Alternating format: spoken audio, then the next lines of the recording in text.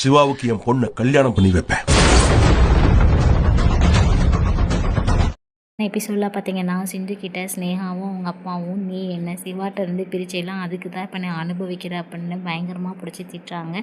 நீ இருக்க தைரியத்தில் தானே சிவா தனியாக புதுசாக ஹாஸ்பிட்டல் ஆரம்பித்தான். அந்த ஹாஸ்பிட்டலை விட்டுட்டு மறுபடியும் சிவா என் ஹாஸ்பிட்டலுக்கு வருவான். அது மட்டும் சிவாவுக்கும் ஸ்னேகாவுக்கும் மறுபடியும் நாங்கள் கல்யாணம் பண்ணி வைப்போம் அப்படின்னு நம்ம சிந்துக்கிட்ட அவங்க சொல்லிவிட்டு அங்கேருந்து கிளம்பி போயிடுறாங்க.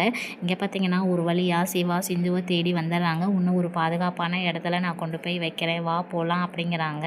எங்கே கூட்டிகிட்டு போவேன் அப்படின்னு சிந்து கேட்கும்போது ஒரு லேடிஸ் ஹாஸ்டல் இல்லைன்னா தனியாக ரூம் எடுத்து தரேன், அங்கே நீ ஸ்டே பண்ணிக்க அப்படிங்கிறாங்க. என்றைக்காக இருந்தாலும் நான் உன் கூட தான் வாழுவேன், நான் அங்கே தான் வருவேன், நான் வேறு எங்கேயும் போக மாட்டேன், எனக்கு எதுவும் ஆகாது, நீ வீட்டுக்கு போ அப்படின்னு சிவாவை சிந்து சொல்லி அனுப்பி வச்சிடறாங்க.